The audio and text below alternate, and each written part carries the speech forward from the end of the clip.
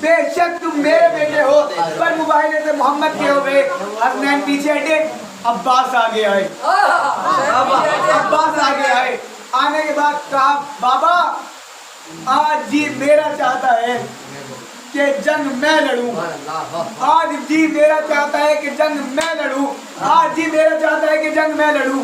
اب علی مسکرائے اور کہا عباس جی میرا بھی چاہتا ہے کہ جنگ تو لڑے. عباس جی میرا بھی چاہتا ہے کہ جنگ تو لڑے. اب کہا کہ عباس یہ بتا جنگ کس طرح لڑنی ہے, میری کچھ شرطیں ہیں ان پر عمل کرنا. کہا کہ بابا جو شرطیں ہیں بیان کرو. اب مولا علی نے کہا بات دشمن کے سامنے ایسے لڑنا ہے, ایسے لڑنا ہے, ایسے لڑنا ہے کہ زمانے والوں کو فیصلہ نہ ہونے دینا کہ محمد کا علی ہے حسین کا علی, محمد کا علی ہے حسین کا علی. کہا کہ بابا میں زمانے والے کو یہ احساس نہ ہونے دوں گا یہ محمد کا علی ہے یا حسین کا علی. اب ہمارا باپ نے کہا بابا میری بھی کچھ شرطیں ہیں, میری بھی کچھ شرطیں ہیں. کہا کہ ہاں بیٹا فرماؤ. کہا کہ بابا اگر علی بنا کے لڑانا ہے تلوار آپ کی ہوگی, تلوار آپ کی ہوگی, زرہ آپ کی ہوگی. اب مولا عباس کو تیار کیا مولا علی نے اپنے ہاتھوں سے. بہت سے کہتے ہیں, بہت چند جاہل کہتے ہیں کہ عباس معصوم نہیں تھے. عباس 14 میں نہیں تو معصوم نہیں. معصوم ہونے کی پہلی دلیل یہ ہے کہ معصوم کا لباس سوائے معصوم کے کوئی نہیں پہن سکتا. معصوم کا لباس بغیر معصوم کے کوئی نہیں پہن سکتا. جب رسول کی تدفین کے بعد ابن عباس جو رسول اور علی کے چچا تھے, ابن عباس ابن عبد المطلب وہ آئے. آنے کے بعد کہا ایک صلوات محمد والے محمد اللہم صلی علی محمد والے محمد. ابن عباس جو حضرت علی اور رسول اللہ کے چچا تھے انہوں نے فرمایا کہا کہ یا علی اب رسول کے بعد اس خاندان کا بزرگ میں ہوں, لہذا وہ جو رسول کا تبرکات تھا وہ آپ مجھے دیجئے. مولا علی مسکرائے اور کہا اچھا چچا جان آپ بیٹھے میں آتا ہوں. اب جب وہ صندوق لایا گیا جس میں رسول کا تبرکات تھا, جس میں رسول کا تبرکات تھا, ایک صلوات کا سہارا محمد والے محمد اللہم صلی علی محمد والے محمد.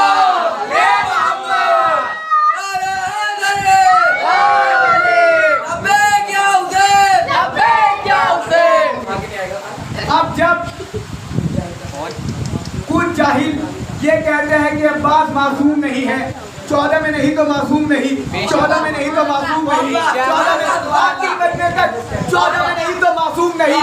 میں ان سے یہ پوچھنا چاہتا ہوں بھائی یہ بتائیے معصوم کا لباس بغیر معصوم کے کوئی نہیں پہن سکتا. سب سے پہلی دلیل معصوم ہونے کی ہے جب رسول کی تدفین کے بعد اب ابن عباس ابن عبد المطلب جو رسول اور علی کے چچا تھے انہوں نے کہا یا علی یہ جو رسول کا سامان ہے یہ مجھے دیجیے, لہذا میں اس خاندان کا بزرگ ہوں.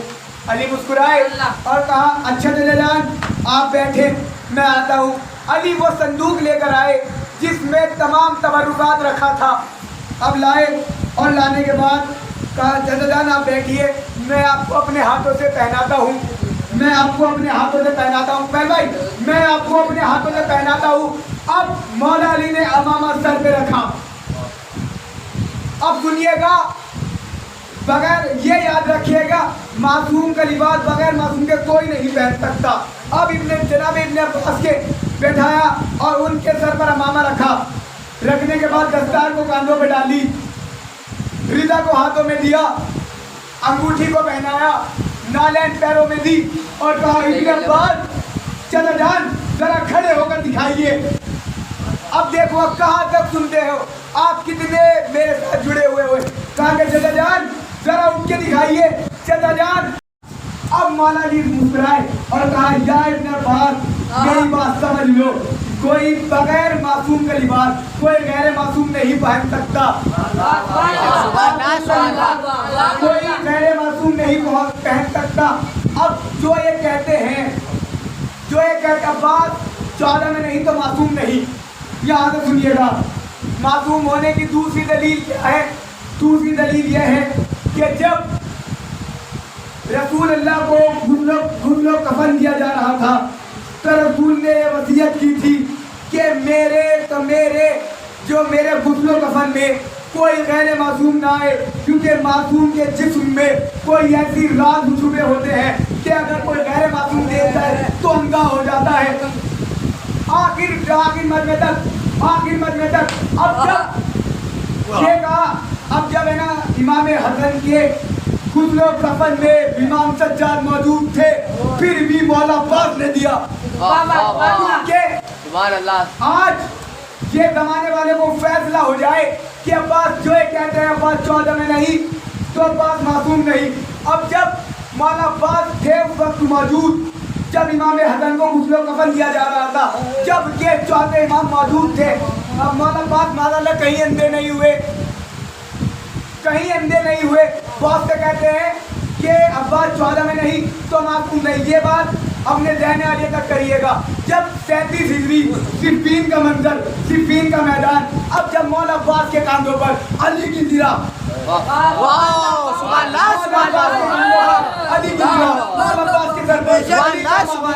عباس کے منہ پر علی کا نقاب, مولا عباس کے ہاتھوں میں علی کی ذوالفقار. اب جب معصوم کا لباس کوئی غیر معصوم نہیں پہن سکتا تو عباس کے کہاں سے آ گئی, ابھی تک میری بات آپ کے ذہن آنے تک نہیں پہنچی. اب جب مولا عباس کو میدان میں گئے, جنگ کرنے گئے, مولا علی کا سب سے پرانا دشمن ابن شوشہ ملعون, جو عرب کے 10,000 جنگجو پہ بھاری تھا, ایک مولا عباس کا دن 11 برس کے مولا عباس, اور وہ جنگجو ابن شوشہ کے ملعون کہ جس کو 10,000 آدمی نہ ہرا سکتے تھے, وہ آیا اور کہا علی میری بات سن, علی میری بات سن. مولا عباس نے کہا پھر کہا علی میری بات سن, پھر کیا علی میری بات سن. وہ پریشان ہو گیا, اس نے کہا بار بار کیوں پوچھتا ہے. عباس میں بڑا سکون مل رہا ہے, مجھے نہیں پتا مجھے کہنے میں. جب اس نے کہا, مولا عباس نے کہا سن, میری زمانے کی پہلی جنگ, میری زندگی کی پہلی جنگ, تو کہے تو ہاتھ سے لڑوں. آخری مجمع تک وہ پریشان ہو گیا. اس نے کہا یا علی یہ کیسی بات کرتے ہو, آپ نے نہروان لڑی, جنگ بدر لڑی, جنگ خیبر لڑی, جنگ لڑی, اتنی جنگیں لڑنے کے بعد آپ کہہ رہے پہلی جنگ. اب مولا عباس نے نقاب کو ہٹایا, مولا عباس نے نقاب کو ہٹایا, مگر چھوٹا علی ہوں, مگر چھوٹا علی صلی اللہ علیہ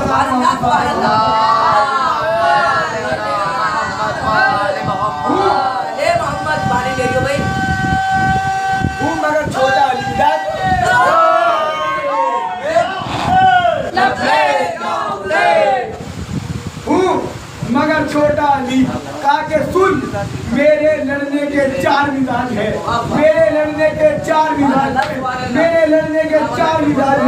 نے کہا عباس میری بات سن.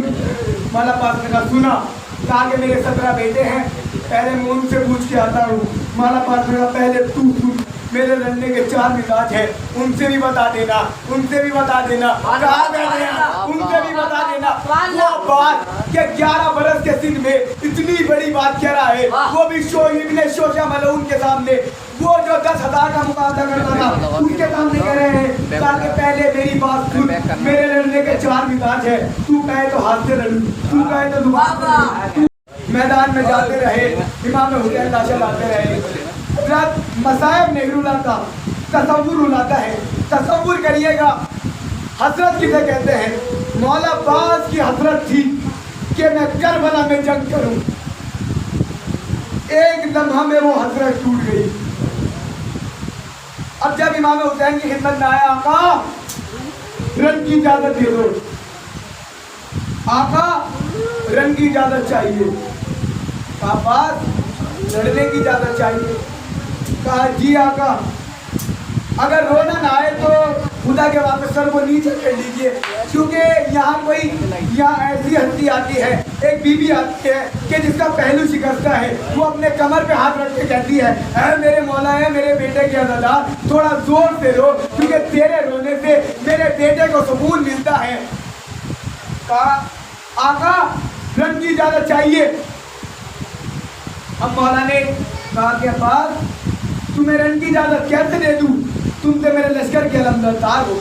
अब्बास तुम्हें रंग की इजाजत कैसे दे दूं, तुम तो मेरे लश्कर के लंबरदार हो। अब्बास ने दाएं देखा, फिर बाएं देखा और कहा, ऐ मेरे आका, वो लश्कर ही कहाँ रहा जिसका मैं लंबरदार हुआ करता था, वो लश्कर ही कहाँ रहा जिसका मैं लंबरदार हुआ करता था। बड़ी हसरत थी अब्बास को जंग की। मदीने से ये बुलंद होने लगी, अल्लाह तआला की सदाएं बुलंद होने लगी।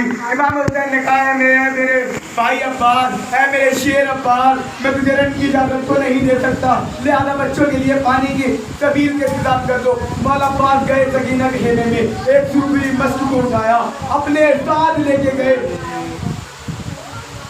जब मौला अब्बास दरिया में उतरे हैं, दरिया की ठंडक को महसूस किया, मौला अब्बास को सकीना याद आ गई, मौला अब्बास को सकीना याद आ गई, मश्क को भरा। अब जैसे ही चले किसी सकीने ऐसा वार किया, अब्बास का दाया बाजू कलम हो गया, फिर दूसरे सकीने ऐसा वार किया, अब्बास का बाया बाजू कलम हो गया। अब अब्बास की ये आस थी कि मैं जाऊं ना जाऊं, किसी तरीके से पानी खेमे में पहुंच जाए, क्योंकि मैं बाली सकीना से शर्मिंदा हूँ। अब जब लश्कर सिमट गई, किसी ने भाला मारा, किसी ने तीर मारा, एक तीर अब्बास की आंख में आके लग गया, एक तीर मस्के सकीना पे लग गया, अब्बास की आंख बह गई, अब्बास की आंख पानी के तरफ बह गई। जब मौला अब्बास के हाथ नहीं थे, अब मौला अब्बास की आंख में तीर था। मौला अब्बास ने चाहा कि उस तीर को घुटनों से निकालूं, किसी शकी ने ऐसा घुट मारा, मौला अब्बास के घोड़े पे संभला न गया। मौला अब्बास तीर से जमीन पर आए और कहा, अस्सलाम वालेकुम या अब्बास, ऐ मेरे आका हुसैन मेरी मदद को आइए। इमाम हुसैन दौड़े, फिर गिरे, फिर उठे और कहा, भाई अब्बास तेरे जाने से मेरी कमर टूट गई, तेरे जाने से मेरी कमर टूट गई, तेरे जाने से मेरी कमर टूट गई। अब मौला अब्बास के करीब आए, कहा कि भाई अब्बास कोई हसरत है, भाई अब्बास कोई हसरत है तो बता, भाई अब्बास तेरी कोई हसरत है तो मुझे बता। कहा कि हाँ मेरे आका मेरी एक हसरत है, मैं वाली सकीना से वादा करके आया था, मैं वाली सकीना से वादा करके आया था कि मैं तेरे लिए पानी की तब्दील करूंगा, लिहाजा मेरा लाचा कहने में न ले जाए, मेरा लाचा कहने में न ले जाए। अब जब कहा कि अब्बास भाई तेरी कोई दूसरी ख्वाहिश है, कहा कि हाँ आका मेरी एक ख्वाहिश और है, मैं जब इस दुनिया में आया था तो मैंने आपकी ज़ियारत की थी, अब मैं जाना चाहता हूँ तो मैं आपकी ज़ियारत करना चाहता हूँ। कहा कि अब्बास करते क्यों नहीं, कहा कि आका कैसे करूँ, एक आंख में तीर है, दूसरे में खून जमा है। मौला हुसैन ने तीर को निकाला, मौला हुसैन ने तीर को निकाला, फिर एक आंख से अपने दामन से खून को साफ किया। मौला अब्बास ने ज़ियारत की, मौला अब्बास ने ज़ियारत की और कहा, भाई अब्बास तेरी हजरत पूरी हो गई, पर जब से तू पैदा हुआ है, बचपन से लेके आज तक तूने मुझे आका कहा है, लिहाजा मैं तरफ मेरे कान तरफ गए हैं तुझे बाहर घूमने के लिए। मौला अब्बास ने कहा, ऐ आका हुसैन मुझे अम्मा ने मना किया है, अम्मा दूध न बख्शेगी, अम्मा दूध न बख्शेगी। एक मरतबा आवाज दे गए भाई, ए अब्बास मैं फातिमा हूँ, तू मेरा भी बेटा है। हुसैन को भाई कह दे, हुसैन को भाई कहा। अब्बास की रूह बर्बाद कर गई, माता ने लड़ेंगे, हम तुझसे हाथ से लड़ेंगे। हम मौला अब्बास मुस्कुराए, तलवार को मैन में रखा, इनने सोचा को ऐसे पकड़कर ऐसे हवा में फेंक दिया, ऐसे पकड़कर ऐसे हवा में फेंक दिया, ऐसे पकड़कर ऐसे हवा में फेंक दिया, जैसे हमारे यहाँ 4 साल का बच्चा किसी पत्थर को उठा के फेंक, जैसे हमारे यहाँ 4 साल का बच्चा किसी पत्थर को उठा के फेंकता हो, ऐसे उस शोशा मलूम को फेंका। अब मौला अब्बास ने एक का हाथ पकड़ा, आसमान में फेंका, दूसरे का पकड़ा, आसमान में फेंका, तीसरे का पकड़ा, आसमान, आखिरी जुमले तक, आखिरी मजमे तक, पहले का पकड़ा, आसमान में फेंका, दूसरे को पकड़ा, आसमान में फेंका, चौथे को पकड़ा, आका ने भेजा। एक से लेके फलसफा ये रहा हो रहा था, हैरानी ये रहा हो रही थी, मैदान कागजार के अंदर ये पता चल रहा था, शत्रुआ नीचे आ रहा था, पहला ऊपर जा रहा था, पहला ऊपर जा रहा था, शत्रुआ नीचे आ रहा था। सल्लल्लाहु अलैहि मोहम्मद वाले मोहम्मद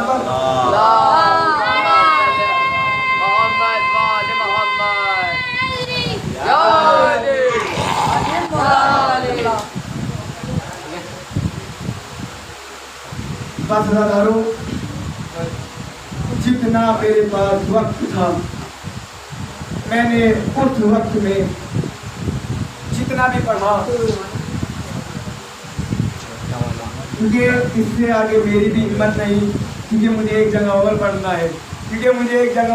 है, जब 10 मुहर्रम को